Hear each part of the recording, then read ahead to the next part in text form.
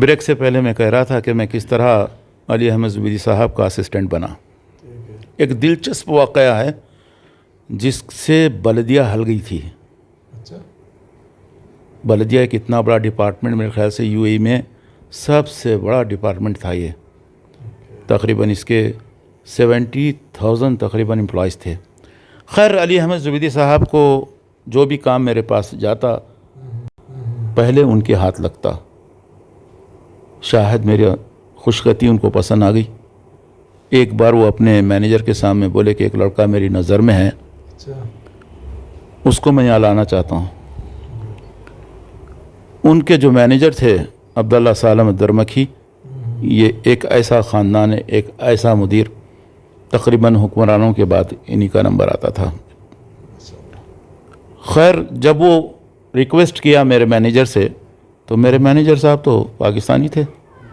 کہنے لگے عمر سگاف میری جائیداد ہے, تو اس کو نہیں لے سکتا. اس نے بولا کہ بھائی دیکھ بھائی, لیکن اس کی ضرورت ہے میرے پاس. میرے پاس ایک ہی شخص ہے اور اس کو تو کیسے لے سکتا ہے؟ تو اپنے سیکشن کا انچارج ہے, میں اپنے سیکشن کا انچارج ہوں. اس کو یہ بات اچھی نہیں لگی کیونکہ نیچے سے اوپر تک انہی کا خاندان بلدیہ میں ایک سے ایک منصب پہ فائز تھے. 2-4 دن میں, کیونکہ ڈائریکٹر آف بلدیہ خود احمد درمکی تھے, ایک آرڈر نکالنے لے آیا. ایک آرڈر نکلا کہ آل آف 27 سیکشنز جو ہمارے بلدیہ میں تھے ان سب کا ان کو مینیجر بنا دیا گیا, علی احمد زبیدی صاحب کے مینیجر کو. اس نے کہا کہ اب میرا کوئی حکم نہیں ٹل سکتا. خود ہمارے مینیجر سے کہنے لگے تو بھی میرے انڈر میں ہے. خیر بھائی اٹھا کے لے گئے. علی احمد زبیدی کے ٹیبل کو لگ کے میرا ٹیبل تھا. ایک عظیم شخصیت, یہ میرے نصیب سمجھوں گا میں کہ ایک ایسی معمر شخصیت اور قابلیت کے اعتبار سے میں نے کبھی ایسی شخصیت نہیں دیکھی تھی. علی گڑھ یونیورسٹی کے آپ طالب علم اور آپ کا علم حاصل کرنے کا جو طریقہ تھا وہ اپنے آپ کو اسٹوڈنٹ سمجھے جیسا. بہرحال جب میں گیا ان کے بازو میں ان کے ہاتھ سے ان کا قلم چھین لیا. ایک بات کہہ رہا ہوں اسی میں, ہر کام میں کر لیتا اور ان کو بڑا سیف رکھتا. اب ان کے ساتھ کے آنے جانے والوں کے ساتھ ان کے ایکسپیرینس کو چھیننے کا, ان سے کچھ حاصل کرنے کا ایک ہی تھا مقصد میرا کہ اب اس شخصیت سے جو اپنے کو مل سکتا لے لینا چاہیے. کافی میں نے ان سے سیکھا اور اپنی سروس کے 7 سال ان کے ساتھ کام کیا. 1981-82 سے 87 تک. اس کے بعد قسمت پھر پلٹی کھائی کہ جتنے ہمارے مینیجر سے سب ریٹائر ہوئے تو دوبارہ میں اپنے پرانے مینیجر کے پاس آ گیا اور وہاں سے آگے ترقی کرتا گیا. پھر آگے بڑھتے بڑھتے ٹیکنیکل ڈپارٹمنٹ کا انچارج بنا. وہاں پر صرف پرچیزنگ کا کام ہوتا تھا, کئی ٹینڈرز نکلتے تھے تو ان تمام کا انچارج بنا. اور کافی ہم نے ایسے ایسے کام کیے جو آج کل کے بچوں کے لیے درس ہے. ایک وقت کا واقعہ ہے, میں یمن جانا چاہ رہا تھا 1986 میں, اور وہ جو مینیجر جس کا میں پہلے ذکر کیا تھا میرے پہ ایک شرط رکھ دیا تھا کیونکہ یہ مقامش ایسا تھا کہ ان کی سننا ہی سننا تھا. بچے کی ضد ایک بادشاہ کی ضد کے برابر. کہنے لگا کہ اگر آپ کو چھٹی لینا ہے تو یہ کام کے کر کے جاؤ. میں نے کہا بھئی یہ جو کام کرتا تھا ایک فورن کنٹریکٹر تھا, اس کی سیلری 25,000, اور یہ کام آج شروع ہوا تو 1 سال کے بعد ختم ہوتا. میرے کو بولتا کہ اگر میں جو بول رہا ہوں کرنا ہے کر. اس کے بعد پھر چیلنج کیا میرے کو کہ میں کافی, کیونکہ 1 2 4 نہیں ہزاروں ریکس ہوتے تھے اور ان ریکس میں ایک ریکس میں کم سے کم 500-600 کارڈ ہوتے تھے. امتحان تھا, ایک امتحان نہیں, ناممکن چیز تھی. اور میں ویزا لے چکا تھا یمن کا اور مجھے جانا ہی جانا تھا. زبیدی کے پاس میں آ کے بولا علی چچا ایسا صاحب بول رہا ہے انہیں. بولے کیا دشمنی ہے تم سے؟ بولا کچھ نہیں، میرے بھائی سے کچھ تکرار ہوئی شاید، بڑے بھائی سے جو ہمارے ورک شاپ میں فورمین تھے، ان سے کچھ چل گئی تھی. جب اس کو پتہ چلا کہ میں جعفر سگاف کا بھائی ہوں تو وہ سارا مجھ سے نکالنے لگا. ایسی شرطیں رکھ دیا کہ میں کچھ کر بھی نہیں سکتا. علی زبیدی کو جھڑکیاں دے دیا اور پھر ہمارے مینیجر کو بولا تو قریب میں نہیں آنا. اور جب بھی میں التجا کرنے جاتا میرے کو بولتا تھا کہ کام کرنا ہے تو چھٹی لینا تو کام کرنا. اب بارزیک وہ کام نہ مطلب بسم اللہ شروع کرو تو ایک بگ پین آتا تھا جس میں 50 پین ہوتے تھے ایک ڈبے میں. میں نے قلم ختم ہوتے ہوئے نہیں دیکھا تھا کبھی، یا تو چوری ہو جاتا یا دوسرا نکالنا پڑتا تھا ڈیسک سے. میں نے وہ ڈبوں میں سے 50 پین ختم کیے. دونوں ہاتھوں میں میرے انگلیوں میں قلم اتر گئے تھے. 1 سال کا کام 1 ہفتے میں کیسا کیا ہوں گا اس کا آپ اندازہ لگا سکتے ہیں.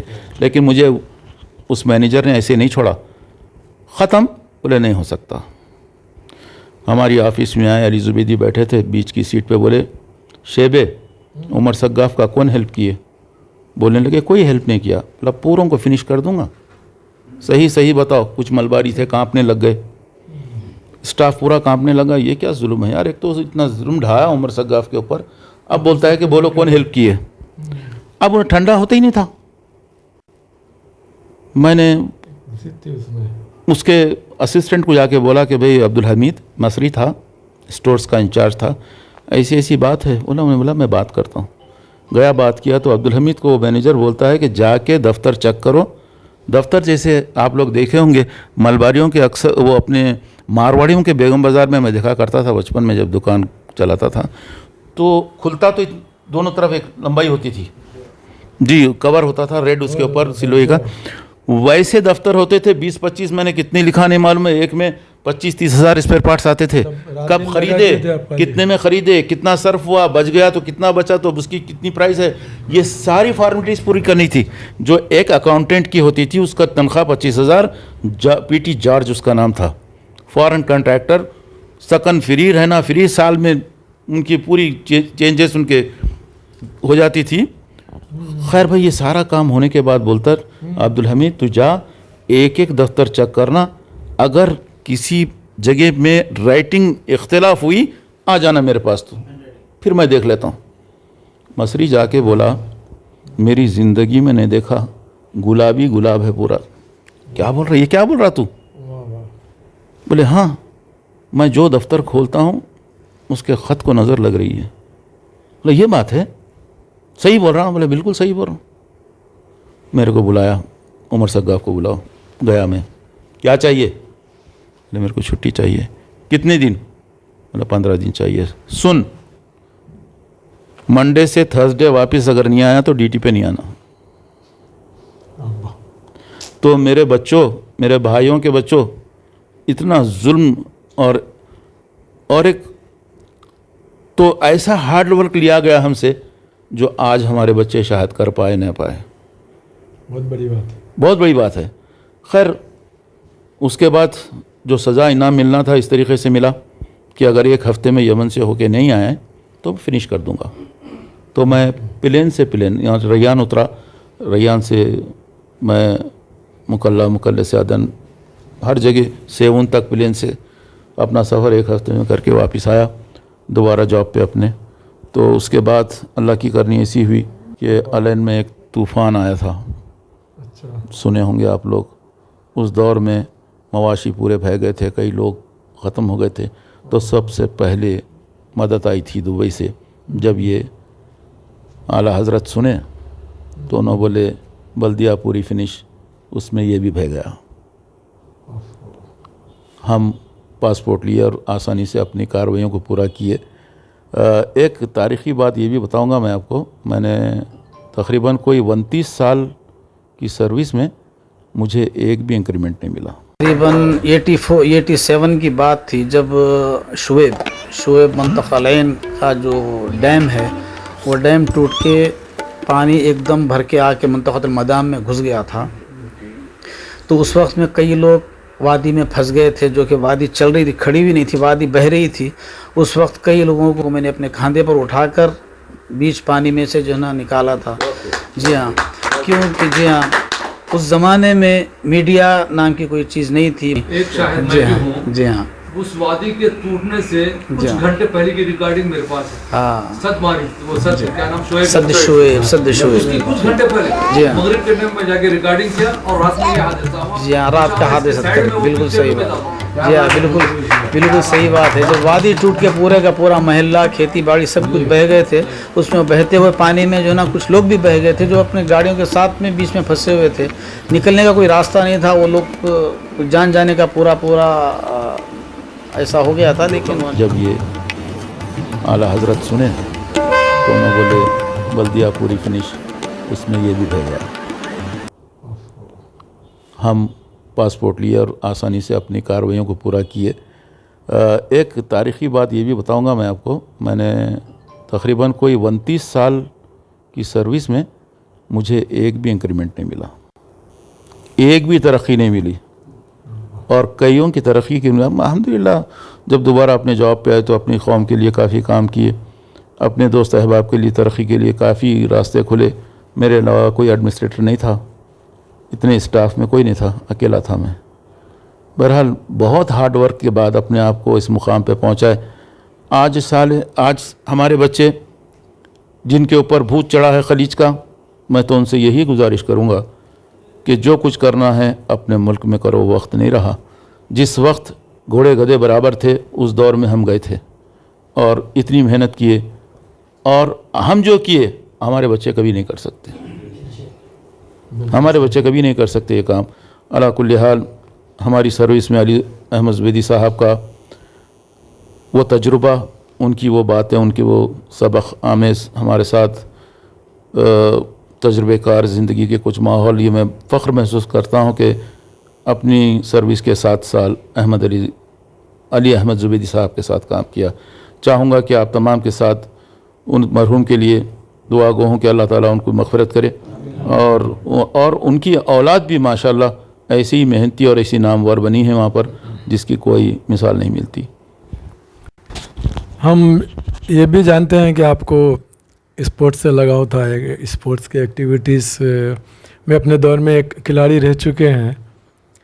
تو یہ وہ دور تھا جب اسپورٹس مین اور اسپورٹس مین شپ کا بھی کافی ڈیمانڈ تھا. اس وقت جتنے بھی جو اسپورٹس مین رہتے, کھلاڑی ہوتے, ان کو اس وقت گورنمنٹ میں جاب مل جاتے تھے آسانی کے ساتھ. اور آپ کے اس وقت آپ کے جو ساتھیاں تھے آج اپنے کئی بڑے بڑے پوسٹوں سے ریٹائر بھی ہوئے, اور آپ بھی ایک کھلاڑی تھے, اور ایک آپ کو کافی دلچسپی تھی اور اسپورٹس میں لگے ہوئے تھے. تو کیوں آپ یہ ترجیح دیے امارات کو جانے پر, جبکہ یہاں پر آپ کے اسپورٹس کے ایکٹیویٹیز کو بھی آپ لے کے اور اس ایکٹیویٹیز کو بڑھا سکتے تھے یہاں پر اور فائدہ اٹھا سکتے تھے, یہ کیا وجہ تھی؟ بڑا زبردست سوال ہے یہ. کہاں سے شروع کروں, کہاں تمام. ایک شعر اکثر کہا جاتا تھا, بڑوں سے ہم نے سنے تھے, پڑھو گے لکھو گے تو ہوگے نواب, کھیلو گے کودیں گے تو ہوں گے خراب. جیسے آپ نے کہا کہ ایک وقت آیا تھا سرکاری محکموں میں اسپورٹس کوٹا ہوتا تھا, اور جہاں پر میں پیدا ہوا ہوں ایسی گارڈز میں, وہاں ہر گھر میں ہاکی کھیلی جاتی تھی. میرے ایک واحد بڑے بھائی تھے جو حیولی سگاف, فٹ بال کے چوٹی کے کھلاڑی, بارکس کا ہر فٹ بال کھلاڑی ان کو جانتا اچھی طریقے سے, یہاں تک وہ انڈین پلیئر بھی بنے, اور تقریباً ابھی ریٹائر ہوئے کوئی 45 سال کے بعد. ریلوے کے مشہور و معروف کوچ, جن کی کوچنگ میں کئی بار انڈین ریلویز نیشنل چیمپئن بنی. اب بڑے بھائی کا اثر تھا کہ ہم, اور بستی کا ماحول تھا کہ ہم بچپن سے ہی ہاکی کھیلیں,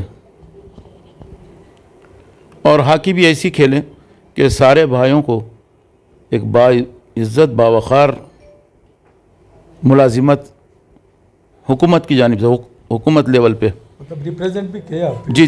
جی میں نے 3 بار ریپریزنٹ کیا اسٹیٹ کو اپنے, 1974, 1975, 1976 ہاکی میں.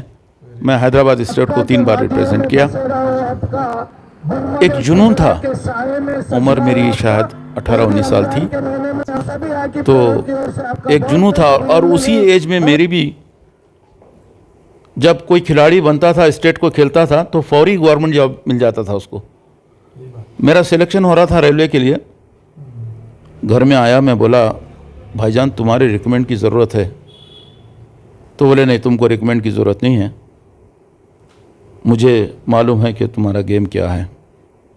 میں نے یابا سے شکایت کی کہ بولے یابا, بھائی جان کو میں بولا کہ وہاں پر سب غیر قوم بیٹھی بھی ہے, ہمارا سلیکشن وہاں کیسا ہو سکتا ہے.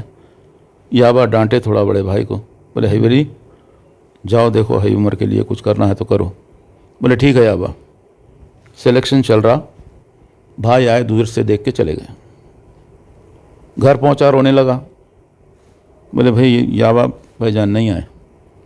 گھر آئے, بھائی جان بولے علی میاں میں تیرے کو بولا تھا کہ جانا تھا وہاں پر. بولے بھائی یابا میں دور کھڑے رہ کے ہی عمر کا کھیل دیکھا.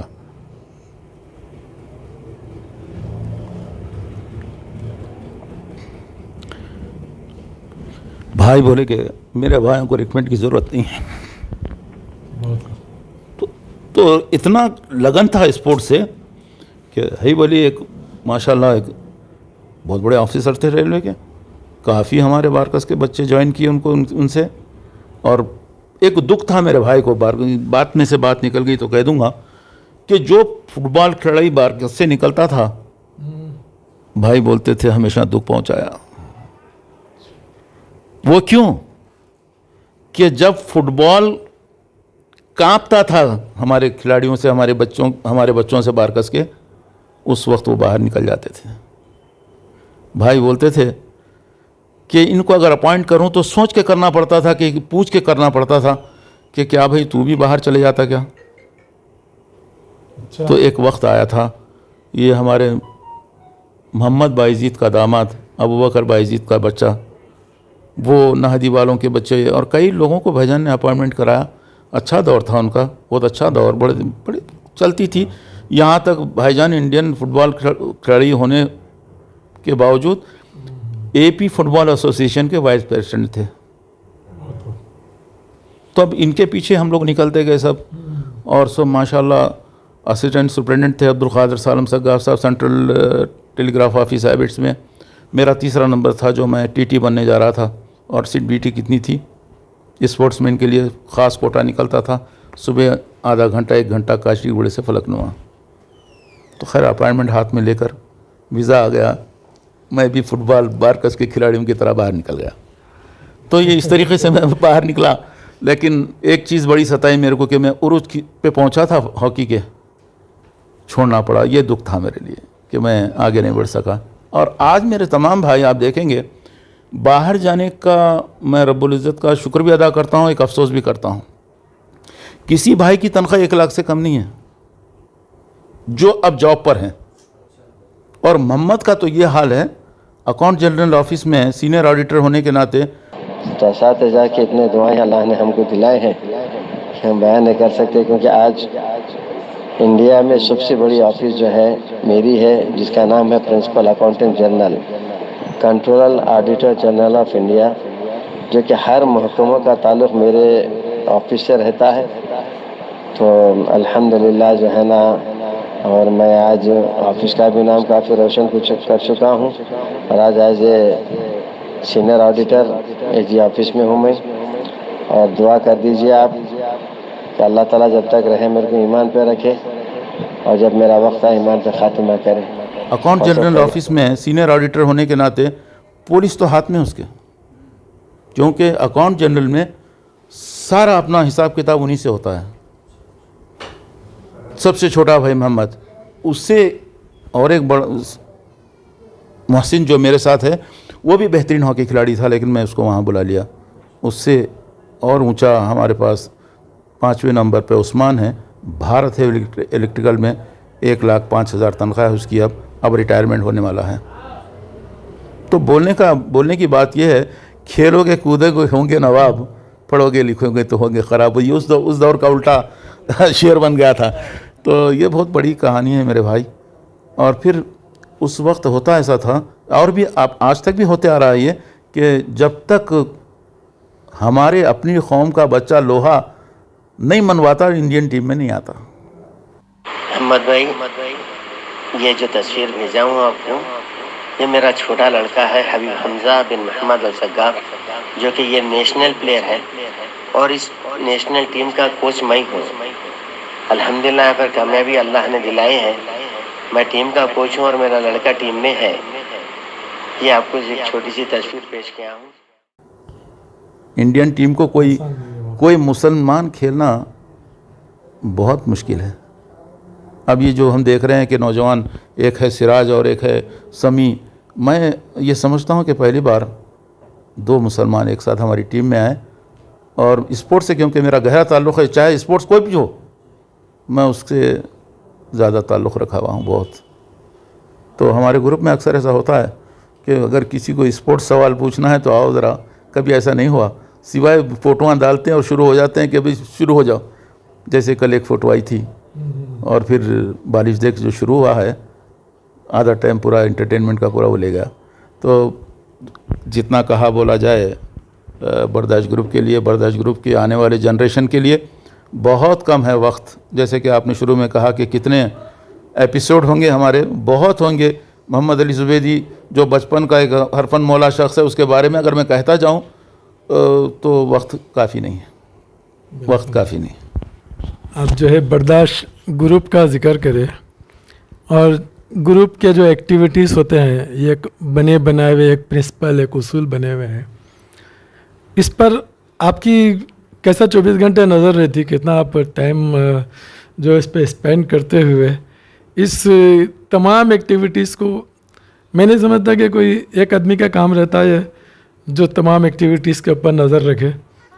تو آپ کو اس پہ نظر رکھنا اور پھر جو لوگوں کے گروپ میں ایکٹیویٹیز اچھے ہو کے آتے ہیں ان کی حوصلہ افزائی کرنا، اور پھر اس کے ساتھ ساتھ اور بھی تمام چیزوں کے بارے میں آپ جو رکھتے ہیں، اینکرنگ کرتے ہیں.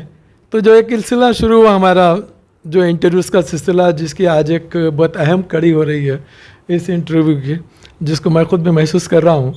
تو جب آپ کو یہ معلوم ہوا کہ اب ہم کو اپنے لوگوں کا انٹرویوز لینا ہے تو آپ اپنے طور سے مینٹلی آپ کیسے پریپیئر ہوتے اس انٹرویو لینے کے لیے، ان کو بتانے کے لیے اور پھر اس کے پیشکش کے لیے، اور اس جو ایک بڑا گیپ آیا ہوا ہے ہمارے تمام لوگوں کے بیچ میں، ان سب چیزوں کو احاطہ کرنے کے لیے یہ ایک بان اینکر کا کام آتا ہے. یہ آپ ایکٹیویٹیز کہاں سے سیکھیں اور یہ کیسا آپ اس کو مینٹین کرتے ہیں تمام چیزوں کو؟ ویری انٹرسٹنگ کوشچن ہے یہ. تو میں ایک بات سے آپ لوگوں کو واقف کراتا چلوں کہ برداشت گروپ کا جو مقصد تھا اور برداشت گروپ کے بنیادی وجہ جو تھی، محمد علی زبیدی کا ایک مقصد تھا کہ ہماری خاندانی گیدرنگ ہو. پھر آہستہ آہستہ اس کی تفکیر بڑھتی گئی. اس نے سوچا کہ کیوں نہ میرے اسکول کے زمانے کے دوست میرے ساتھ ہو جائیں. ایک ایک کو چنتا گیا. تو میں اکیلا ہی چلا تھا، میں تو اکیلا ہی چلا تھا جانب منزل. لوگ آتے گئے اور کارواں بنتا گیا. میرے بھائی، میں ڈائریکٹ مدعے پہ کیسے آ جاؤں کہ ہم نے برداشت گروپ کے لیے، اس کے قوانین کے لیے جو شعر اب کہا گیا وہ قدم بقدم ہوتا گیا، اور آپ جیسے دلچسپ بھائیوں کو ایک جا کرنے میں کامیاب ہوئے، اور کامیابی سے اس گروپ کو لے کے چلنے کی جو اپنے آپ کی قربانی دیے ہیں. برداشت گروپ کو اور ان کے تمام اولاد، اپنے بچوں میں یہ بات پہنچنی چاہیے ہم نے کتنی بڑی قربانی دی ہے. ریٹائرمنٹ کے بعد میں نے اپنی پوری لائف برداشت گروپ کو اس کے حوالے کر دیا. میں نے یہاں تک میرے دوست احباب کہتے ہیں سب سے اولین شخصیت محمد عوض بارزیک جو میرے سامنے ہیں اس وقت، عمر بھائی تھوڑا آرام بھی کر لیا کرو، اکثر لائن پہ آ کے کہا کرتے ہیں. لیکن बर्दाश्त जो नाम है ये हर आदमी बर्दाश्त करना उसके बस की बात नहीं है। पहले मैं और ख़ुद मेरा सदर उस स्विच को ऑफ कर दिया है जिससे गुस्सा नाम की कोई चीज़ हर एक मेंबर को बर्दाश्त करना, ये सबसे बड़ी हमारी कामयाबी रही। देखिए, किसी भी इदारे के बनने में अगर वो नज़्म व ज़ब्त से चलना है तो बर्दाश्त ग्रुप से मिसाल लेनी होगी। आज जिस उरूज पे ये बर्दाश्त ग्रुप पहुंचा है, जिसमें आप दोनों भाइयों का भी बड़ा दखल है और मेरे जो साथी हैं मेरे सामने बैठे हैं, इन सब का दिलो जान से इन लोगों ने हमारा साथ दिया। ये एक बड़ी वजह है जो आज हमारी कामयाबी और हमारे ग्रुप को कायम और दायम रखने में बहुत बड़ा हमने अपने आप को। लोग समझते हैं कि उमर सग्गाफ़ी 24 घंटे इस ग्रुप के पीछे रहता है, ऐसी बात नहीं है। 24 घंटे अगर दिन में और घंटे और ज़्यादा होते तो मोहम्मद अली ज़ुबैदी भी इसकी खिदमत के लिए अपने आप को वक्फ किया हुआ है। लोग समझते हैं कि सदर साहब अक्सर ग्रुप में नज़र नहीं आते, लेकिन नहीं, बर्दाश्त ग्रुप के मेंबर के लिए वो अपने आप को सर्व कर रहा है। बैकग्राउंड के लिए आप जब कभी भी कोई भी हमारे इंटरव्यू को अल्लाह ताला हमारे फजल साहब को तवील उम्र अता फरमाए सेहत आफियत के साथ, जिन्होंने इस सिलसिले का बुनियाद रखी। आज जो मैं कहने बोलने का जो आपके सामने बोल रहे हैं कि आप कैसे एंकरिंग करते थे, वल्लाह मेरे सिवाय तुम लोगों के हौसले के सिवा और कुछ नहीं। मेरे आप लोगों का हौसला, स्कूल का एक वाक़या जो मेरे जहन में आया, और मैं ये चैलेंज से कह सकता हूँ कि बर्दाश्त ग्रुप के हर मेंबर में कुछ ऐसी इनफरादियत, एक ऐसी फितरत, एक ऐसी खूबी है जो अपने आप को बाहर लाने के लिए आज तक हौसला मांग रहा है, आज तक हौसला मांग रहा है। मैं ये कहूँगा दावे के साथ कि जहाँ आप लोग मेरे लिए कुछ कहते हैं, मैं हर मेंबर के लिए कुछ कहूँगा कि ऐसे ऐसे हमारे मेंबर हैं, उनमें कहीं ना कहीं कुछ ना कुछ छुपा हुआ है। उसको बाहर लाने के लिए ये बहुत प्यारा मंच है। अक्सर हमारे घरों में तकारीब हुआ करती हैं, अज़वाज ज़िंदगी की शुरुआत में बातचीत होती है, महफिल में बोलना ये बहुत बड़ी जिगर की बात है साहब। किसी के हाथ में माइक है, ये मत समझो कि आसानी से पकड़ लिया हाथ में, खड़े खड़े आप शुरू हो जाते, जो मेरे साथ शुरुआत में हुआ था स्कूल के दौर में। और आजकल तो मैं इतना मजबूत हो गया हूँ कि तुम लोगों ने ये हाल करके रख दिया है मेरा कि मैं अब डॉक्टर साहब पूछें कि कौन सी डिग्री है तुम्हारे पास, कौन सा डिप्लोमा है एंकरिंग का, कि खैर बात को बहुत दूर तक ले जाता हूँ। बर्दाश्त ग्रुप में आप तमाम का ताउन मेरे लिए बाइज़ हौसला है और मैं करता रहूँगा, और जब तक हमारी अपनी ज़िम्मेदारी हैं उसको निभाएंगे। बागे मेरी काफ़ी उम्मीद है आने वाले हमारे बच्चे इस ग्रुप के मेंबर। बल्कि आप लोगों को एक खुशखबरी अगर मैं सुनाऊँ तो बहुत अच्छा होगा कि आप लोग सुन के ताजुब करेंगे कि एक मिनी बर्दाश्त ग्रुप भी है। बहुत तालियां। आज हम आपकी मुलाकात कराते हैं मोहम्मद ज़ुबैर साहब, मिनी बर्दाश्त ग्रुप के सदर। अहलन व सहलन, आपका इस्तकबाल है बर्दाश्त ग्रुप में। सबसे पहले आपने बर्दाश्त ग्रुप को देख के खुश हुए और बर्दाश्त ग्रुप की एक्टिविटी से मुतासिर होकर अपने एक ग्रुप मिनी बर्दाश्त ग्रुप बनाया है, उस पर मैं आपको मुबारकबाद देता हूँ। हम बर्दाश्त ग्रुप तो कभी डॉक्टर साहब की उस पर देखते थे जी कि हम हमारी महफिल में कभी डॉक्टर साहब बैठे हुए रहते थे, तो एकदम सडन कोई मैसेज आता तो अरे नहीं मेरे को ग्रुप में जाना है बोल के डॉक्टर साहब उठ के चले आते थे। तो मैं पूछा लोगों से कि ये क्या तो भी है ग्रुप, क्या तो भी है जो डॉक्टर साहब इतनी अहमियत दे रहे वो ग्रुप को, जो हमारे पास बैठते हुए हालांकि हमारी महफिल गर्म है उसके बावजूद भी वो महफिल छोड़ के चले जा रहे डॉक्टर साहब। उसके बाद मैं पूछा कि ये क्या तो भी है भाई, बर्दाश्त है क्या, हमारे को तो नॉलेज नहीं है। फिर हम डॉक्टर साहब को मिल के पूछे बर्दाश्त क्या मायने क्या है भाई, तो डॉक्टर साहब बोले कि हमारे सदर बहुत आलीशान सदर है और नायाब सदर तो पूछिए मत, अल्हम्दुलिल्लाह ये लोग हमारे को इतना एंटरटेनमेंट करते हैं। हम सुबह से लेकर शाम तक हमारे क्लिनिक में रहते हैं, हमारे को इतना टेंशन रहता है हर पेशेंट का, बिल्कुल। मगर आपका ग्रुप देख के वो इतना खुश हो जाते हैं कि मैं खुद परेशान हूँ कि इतना खुश कैसा होते हैं डॉक्टर साहब। एक मिनी बर्दाश्त ग्रुप भी है जो हमारे नक्शे कदम पे चल रहा है। हालांकि 10-15 हैं वो बच्चे, लेकिन हमने उनको काफ़ी हौसला दिया। ان کی بھی برداشت عالمی سطح پہ ہے. یہ عالمی سطح پر پہنچنے کی میں سارا سہرا ہمارے صدر صاحب کو اور ہمارے ڈاکٹر فضل صاحب کو دوں گا، جنہوں نے برداشت کو کہاں سے کہاں پہنچایا. یہاں تک میں آپ کو کیا کیا بتاؤں کہ وقت بہت کم ہے، کہنے کو بیٹھوں تو سالوں لگ جائیں گے، کیونکہ برداشت گروپ کے نظم و ضبط کی تھوڑی سی باتیں اگر میں کر دوں کہ یہ جتنے میرے سامنے بیٹھے ہیں، خیر یہ تو 2 4 8 10 15 ہیں، کہ آپ کو اگر 2013 سے اگر آپ ہمارے گروپ کے ممبر ہیں تو آپ کی پہلی آواز ہم سنا سکتے ہیں آپ کو. دنیا کی ترقی کے حساب سے کئی ایک ہارڈ ڈسک نکلے ہیں. اہلاً و سہلاً، تشریف لاتے ہیں تاج محمد خان ٹی ایم خان، برداشت گروپ کے بہترین ممبر، دیر سے آئے درست آئے، آپ کا استقبال کرتا ہوں میں. تو یہ ٹی ایم خان ابھی تشریف لائے ہیں، ہمارے درمیان گفتگو چل رہی تھی ہارڈ ڈسک کی.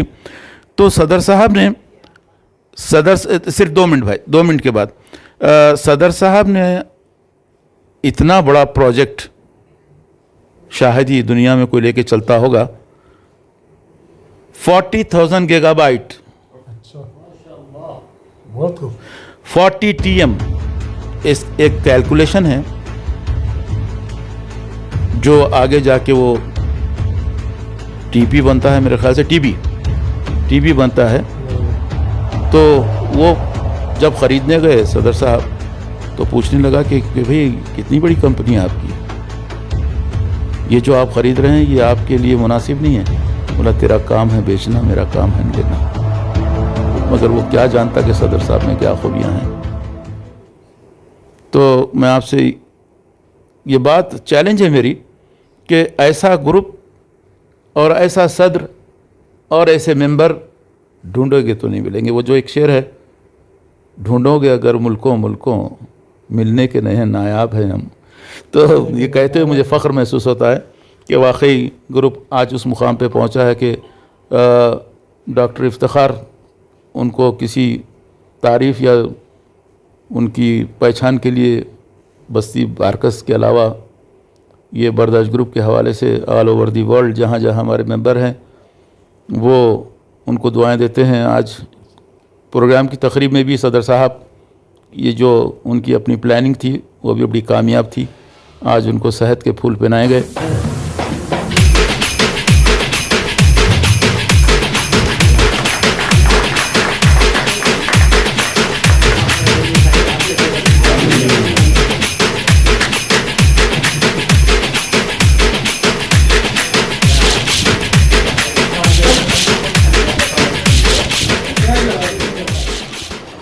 اللہ رب العزت سے ہم دعا گو ہیں. بریک لینے سے پہلے میں آپ تمام سے گزارش کروں گا کہ اگر ڈاکٹر فضل صاحب مزید ہم کو آگے لے کے چلنا چاہتے ہیں تو ہم حاضر ہیں. نہیں بریک پہ جانے سے پہلے میں ڈاکٹر فضل احمد، ہمارے نائب صدر حبیب عمر سالم السگاف صاحب سے جو کوشچنز کر رہا تھا، جو سوالات ہو رہے تھے، جس میں انٹرویوز کے جو سلسلے ہمارے پاس جاری ہے اس کے بارے میں، اور آپ کا جو انٹرویو لینے کا طریقہ ہے، کیا آپ کا طریقہ عمل ہے اور کیا آپ کا پریپریشن ہوتا ہے، آپ کی کیا تیاری ہوتی، اس بارے میں بھی سوالات ہو رہے تھے. میں یہاں پر اب یہ جاننا چاہوں گا کہ اب تک ہمارے پاس اس گروپ میں ماشاءاللہ کئی سرکردہ ہمارے ممبرس اور ہمارے بہت ہی معزز ممبرس کے جو انٹرویوز لیے گئے ہیں، اور کئی ہمارے ایسے معزز ممبرز بھی ہیں جو آج ہمارے درمیان موجود نہیں ہیں، لیکن وہ انٹرویوز ان کے خاندان کے لیے بھی اور خود ہمارے گروپ کے لیے بھی ایک بہت بڑی یادگار بن چکے ہیں.